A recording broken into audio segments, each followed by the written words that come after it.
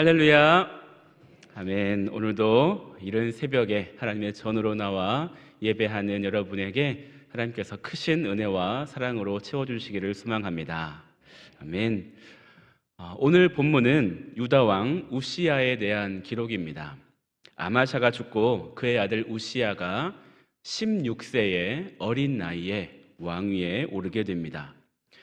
우시야라고 하는 이름은 여호와는 나의 도움이란 뜻이 있고, 우시야는 아사랴라고 불리기도 했는데 아사랴는 여호와는 나의 힘이라는 의미가 있습니다.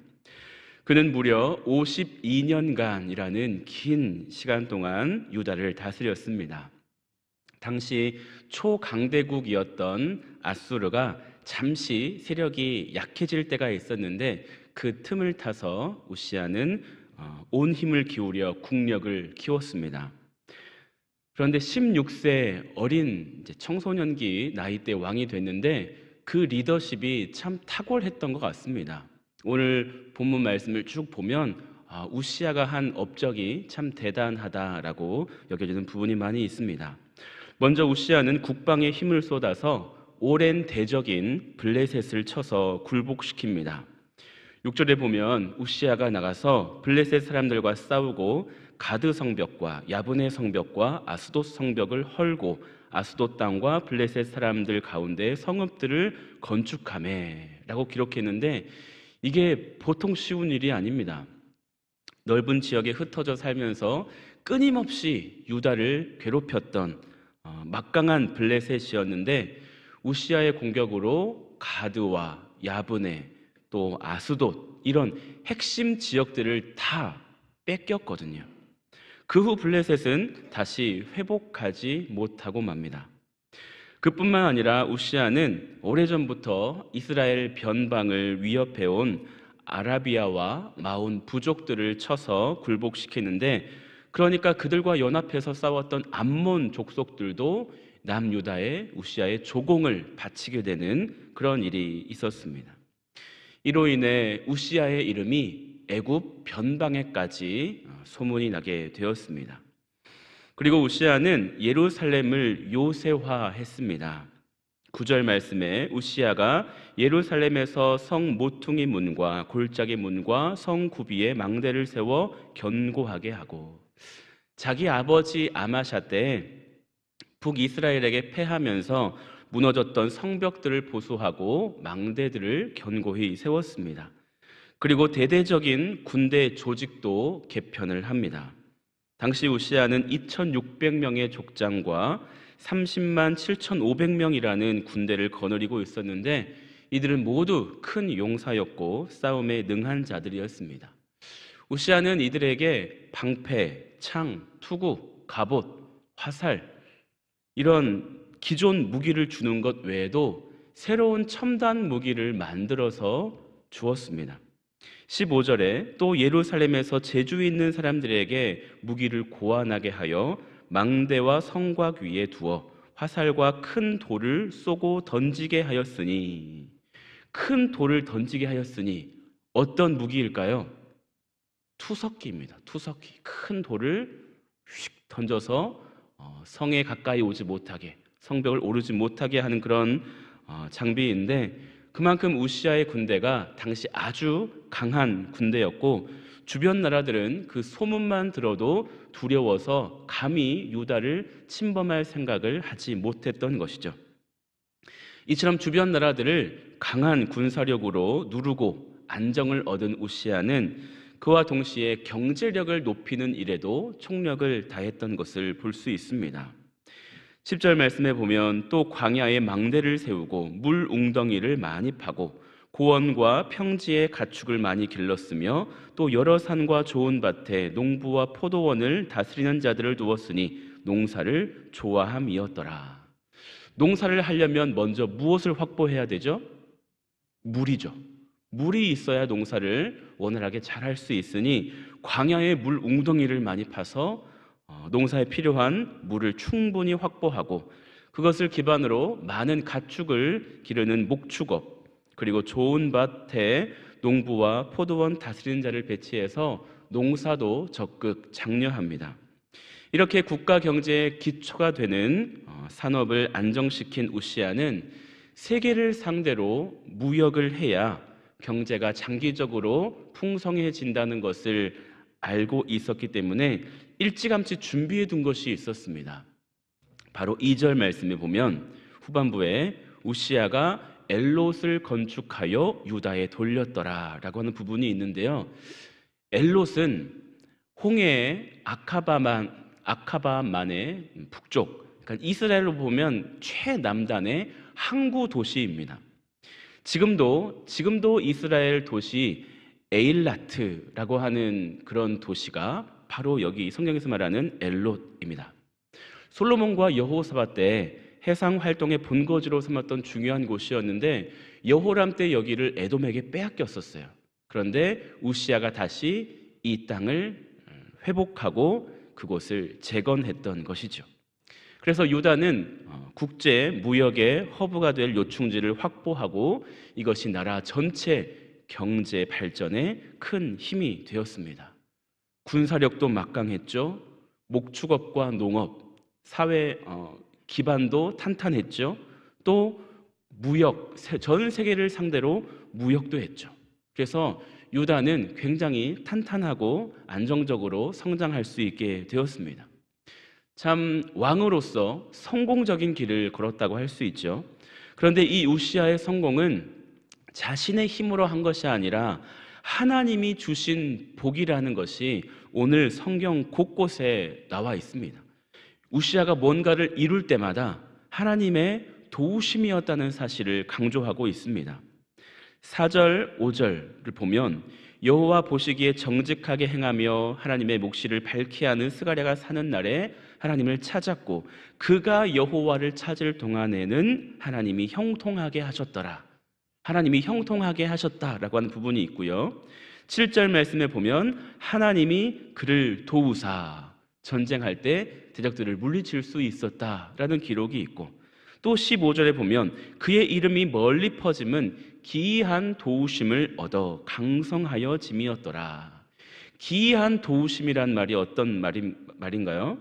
사람의 힘이 아니라 초자연적인 어떤 특별한 은혜, 말로 설명할 수 없는 기이한 그런 상식적으로 이해가 되지 않는 하나님의 도우심, 하나님의 역사를 말하는 것이죠. 우시아의 성공은 그렇게 하나님의 은혜, 하나님의 복이었습니다. 그런데 그런 우시아 왕이 나중에는 타락하게 됩니다. 16절 그가 강성하여짐에 그의 마음이 교만하여 악을 행하여 그의 하나님 여호와께 범죄하되. 우시아는 자기가 강성해지자 그것이 하나님께서 그를 기이하게 도우셨고 형통하게 하신 덕분이라는 것을 망각하게 되었습니다. 그의 강성함이 자기 자신에게 온 것인 줄로 착각하게 되었고 자기가 무엇이든 할 수 있다고 생각했습니다. 이만큼 나라가 부강해지고 이만큼 애굽 변방에까지 자기의 이름을 떨치게 된 것이 자기가 잘해서 이만큼 되었다, 내가 이만큼 이 나라를 키웠다라고 생각하게 된 것이죠. 그래서 하나님의 말씀을 잊어버리고 무시하고 그의 마음이 교만해서 하나님 앞에 악을 행하게 되었는데 어떤 악이었냐면 하나님의 성전에 들어가서 향단에 분향하려고 한 것입니다. 여러분, 성전에 향단에 분향하는 것은 누가 하는 일이죠? 제사장들만이 하는 일입니다. 아론 자손이 아닌 다른 사람은 여호와 앞에 분향하러 가까이 오지 못하도록 하나님께서 명령하셨습니다. 우시아는 아론 자손이 아닙니다. 유다 자손입니다. 우시아가 분향하려고 한 것은 하나님의 명령을 거스르는 죄악이었습니다. 우시아는 왜 그 일을 하려고 했을까요? 우시아가 몰랐을까요? 알았을 겁니다. 당연히 분향하는 것은 제사장들만이 하는 일인 줄 알았는데 본인이 그것을 하려고 했어요. 그만큼 자기가 못할 것은 없다. 내가 이만큼 나라를 키웠는데, 내가 이만큼 국력을 키워놨는데 내가 못할 것이 더 이상 무엇이 있는가? 나와봐라, 내가 하겠다. 그래서 인간의 욕심이 끝이 없죠. 왕으로서 이 통치만 잘하면 되는데 이제 제사, 성전 그 일까지 자기가 하고 싶은 욕심이 생긴 것입니다. 그래서 백성을 대표해서 하나님께 제사하는 그 제사장들의 역할이 그 일이 멋있어 보이고 부러웠는지 절대 권력을 가진 내가 못할 것이 뭐냐라고 하면서 성전 안에 들어가 그 일을 가볍게 생각하고 자신이 분향하려고 한 것이죠. 왕이 분향하려고 하니까 그것을 보고 놀란 대제사장 아사랴와 80명의 제사장들이 성전에 들어와 그를 왕을 막습니다. 18절에 보면 우시야 왕 곁에 서서 이르되 우시야여, 여호와께 분향하는 일은 왕이 할 바가 아니요 오직 분향하기 위하여 구별함을 받은 아론의 자손 제사장들이 할 바니 성소에서 나가소서. 왕이 범죄하였으니 하나님 여호와에게서 영광을 얻지 못하리이다. 강력하게 막아섭니다. 이때라도 우시야는 내가 잘못했구나, 내가 잠시 잊어버렸었구나, 돌이켰으면 괜찮았을 것입니다. 하지만 그는 오히려 제사장에게 화를 내면서 향로를 잡고 억지로 분향하려고 합니다. 우시야는 단순히 향로를 건드린 게 아니었습니다. 왕이신 하나님의 영광과 권위를 건드린 범죄였습니다. 아무리 왕이라도 그것은 할 수 없는 일입니다. 그 순간 하나님이 진노하셔서 우시야 왕을 치십니다. 당시 의학으로는 치료할 수 없는 저주의 병이라고 여겨졌던 나병이 그의 이마에 생겨버렸습니다. 그 이후 우시야는 죽는 날까지 별궁에 격리당한 채 살아야 했고 10년 동안, 그 이후로 10년 동안을 별궁에 살면서 그의 아들 요담이 우시야를 대신해서 백성들을 다스렸습니다. 우시야는 참 크고 많은 업적을 남겼음에도 불구하고 그의 마지막은 너무나 불행했습니다. 그의 질병과 죽음, 이것이 역사에 기록되고 말았습니다. 이 원인은 바로 교만이었습니다. 하나님은 교만한 자를 가장 싫어하십니다. 여러분, 죄 중에 어떤 죄가 가장 하나님의 마음을 아프게 할까요? 어떤 죄가 하나님을 가장 노하게 만드는 죄일까요? 그것은 바로 교만입니다. 내가 다 할 수 있다, 하나님 필요 없다, 하나님 말씀 그것보다 내 생각, 내 말이 더 중요하다, 하나님이 명령하신 것보다 내가 명령한 것 그것을 해라 라고 하는 그 교만을 하나님이 가장 싫어하십니다. 하나님은 교만한 자를 가만히 두지 않으시고 치십니다. 그래서 그동안 그가 쌓은 업적들, 명예, 자랑, 권세, 건강, 부, 이 모든 것들이 안개처럼 사라지게 만들어 버리십니다. 하나님께서 치실 때 우시야의 왕위가, 권력이 그를 지켜줄 수 있었나요? 그럴 수 없었습니다. 그가 양성한 막강한 군대도 그를 지켜주지 못했습니다. 그가 확장한 넓은 영토, 그가 건축한 많은 도시도 그를 지켜주지 못했습니다.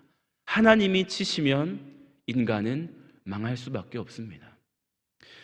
참 안타까운 것은 우시야의 할아버지인 요아스, 아버지인 아마샤, 그리고 우시야, 이 3대에 이르기까지 똑같은 모습이 반복되는데 용두사미라고 하죠.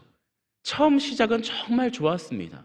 그런데 그들의 마지막이 좋지 못했습니다. 그래서 이들을 선한 왕이라고 불러야 할지, 이들을 악한 왕이라고 불러야 할지 약간 애매한 그런 모습으로 왕위를 다 끝내버렸습니다. 시작은 하나님의 길로 행했습니다. 정직하게 행했다라고 칭찬받았습니다. 그래서 형통한 길을 걸었습니다. 그런데 강성해지니 그들의 후반부에는 교만해서 허무하게 무너져 버리고 말았습니다. 모두가 처음에는 성실하게 시작합니다. 그런데 성공하고 힘이 강해지면 하나님을 떠나고 그때부터 리더십이 무너지기 시작했습니다. 여러분, 이것을 보고 우리가 반면교사를 삼아야 합니다. 하나님의 사람들의 성공은 어디에 있냐면 첫 마음을 끝까지 유지하는 것입니다. 하나님을 향한 첫사랑을 끝까지 유지하는 것입니다. 여러분, 우리는 하나님 앞에 늘 겸손해야 합니다. 특별히 만사가 형통할 때, 여러분, 그때가 오히려 우리에게 위기의 순간이 될 수 있습니다. 어려우면, 고난이 있으면, 내 힘으로 할 수 있는 게 없으면 하나님을 붙잡게 됩니다. 겸손해질 수밖에 없습니다. 그러면 하나님이 역사하시죠. 그런데 모든 것이 만사형통하고 건강하고 다 잘 풀리면 하나님을 잊어버리는 경우가 많이 있다는 것입니다. 결코 좋지 않습니다. 오히려 영적으로는 위기의 순간이기 때문에 우리가 모든 것이 잘 될 때에, 염려가 없을 때에 각별히 주의해야 합니다. 지금까지 잘 되어온 것이 내가 잘 선택하고 내가 그때그때마다 지혜롭게 해결하고 도와주는 사람 인맥 관리를 잘하고 그랬기 때문에 내가 이만큼 온 것이다 라고 생각하는 순간 교만이 그 안에 쑥 들어오는 것입니다. 우리의 모든 것은 누가 이루신 것입니까? 하나님께서 하신 것입니다. 여러분, 이것을 인정하셔야 됩니다. 이것을 거부하고 이것을 하나님이 해, 내가 했지 라고 하는 순간 여러분의 모든 것이 하나님이 불어가실 수 있습니다. 여러분, 인정하세요. 이 모든 것이 하나님의 은혜입니다. 내가 한 것이 아무것도 없습니다. 내게 건강 주셨고, 내게 지혜 주셨고, 내게 돕는 사람들 붙여주셨고, 그래서 내가 이만큼 이룰 수 있었고, 우리 자녀들 이만큼 내가 키울 수 있었고, 모든 것이 하나님의 은혜입니다. 하나님 영광 받아 주시옵소서. 이렇게 겸손히 주님께 엎드리며 하나님께 영광 올려드리는 자에게 하나님이 끝까지 복을 베풀어 주시는 것입니다. 교만한 자들은 하나님의 영광을 자기의 것으로 만들려고 합니다. 그게 바로 사탄이 하는 일이잖아요. 아담과 하와에게 야, 그거 따먹어라. 야, 왜 하나님만 영광을 받으시게 하냐? 너도 하나님처럼 될 수 있다. 이렇게 속삭이는 것이 사탄입니다. 교만한 자들은 자기가 누리고 있는 것 결국에는 다 잃어버리고 맙니다.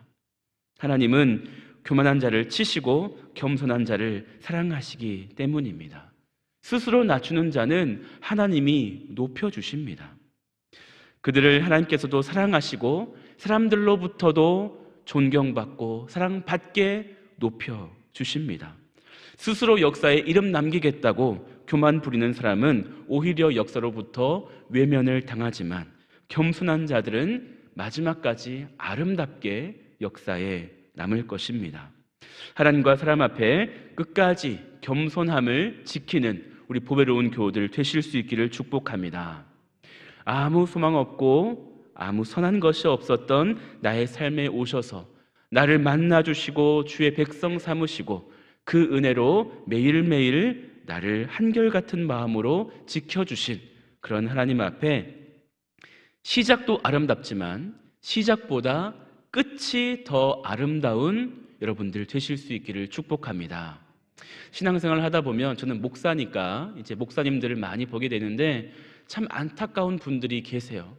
아니, 저렇게 아름답고 정말 영광스러운 교회를 잘 일궈 놓으시고 왜 마지막에 저렇게 하실까? 하나님이 기뻐하시지 않는 선택을 하는 분들을 보면서 참 많이 안타까울 때가 있습니다. 목사님들 뿐이겠습니까? 장로님들, 권사, 집사 할 것 없이 모두가 우리의 마지막이 아름다워야 할 줄 믿습니다. 여러분, 끝까지 신앙생활 잘 하셔서 우리에게 항상 선하게 신실하게 임하신 하나님의 은혜를 기억하면서 우리도 하나님 앞에 끝까지 신실하게 성실하게 진실하게 살아드리는 보배로운 교우들 되시기를 주님의 이름으로 축원합니다. 아멘. 기도하겠습니다. 하나님 아버지, 오늘 우시야를 보면서 우리의 신앙이, 우리의 삶이 어떠해야 할지를 깨닫게 하시니 감사합니다. 우시야 왕이 52년간 유다를 다스리면서 하나님의 기이한 도우심으로 막강한 군사력과 안정적인 또 경제가 성장하는 부강한 나라를 이룰 수 있었습니다. 하지만 그가 교만해지는 순간 그는 모든 것을 잃고 말았습니다. 하나님, 이 말씀을 우리가 기억하면서 우리의 삶이 늘 주님 앞에 겸손하게 하여 주시옵소서. 지금까지 지내온 것 모두 주님의 은혜임을 고백합니다. 모든 것을 하나님께서 하셨습니다. 나의 생각과 내 지혜로 내 능력으로 한 것이 아니라 하나님께서 건강 주시고 능력 주시고 지혜 주셨기에 이만큼 모든 것을 일궈올 수 있었음을 고백하며 모든 영광을 하나님 앞에 올려드립니다. 시작이 아름다웠던 보배로운 교우들, 우리의 마지막까지 주님 앞에 아름답게 하여 주시옵소서. 그래서 하나님의 손에 붙들려 낮아질 때 주님께서 높여주시는 은혜를 경험하게 하여 주시고, 우리의 보배로운 교회도 주님 앞에 늘 겸손한 교회 되어서 마지막까지 주님께 귀하게 쓰임받는 복된 교회가 되게 하여 주시옵소서. 하나님의 은혜를 사모하며 저 멀리 미국, 멕시코 땅으로 날아간 우리 목사님과 성도들이 있습니다. 우리 청년들 그리고 우리 담임 목사님 건강으로 지켜주시옵소서. 모든 일정 가운데 안전하게 하시고 하나님께서 역사하시는 그 놀라운 일들을 보고 돌아오게 하여 주시옵소서. 그 땅에 복음의 씨앗을 뿌릴 때에 그 땅에 잘 심겨지고 잘 열매 맺어서 주님 기뻐하시는 복된 나라들 될 수 있도록, 복된 지역들 될 수 있도록 가는 곳마다 주님 동행하여 주시옵소서. 우리 청소년부 수련회 오늘 마지막 날입니다. 하나님, 오는 그 시간까지 안전하게 지켜주시고 마지막 날까지 하나님께서 큰 은혜로 내려주시며 특별히 우리 청소년들을 만나주셔서 그들의 인생의 계획과 비전과 방향이 하나님의 뜻에 맞는 바른 방향으로 새롭게 만들어질 수 있도록 주님 인도하여 주시옵소서. 하나님, 오늘도 우리 보배로운 교우들 가는 곳곳마다 입술로 또 삶으로 복음을 전하는 증인 되게 하여 주시고, 겸손히 나아갈 때에 하나님께서 인정해 주시고 많은 사람들로부터 존경받는 보배로운 교우들 될 수 있도록 우리의 삶을 인도하여 주시옵소서. 모든 영광 주께 올려드리며 예수 그리스도의 이름으로 기도하옵나이다. 아멘.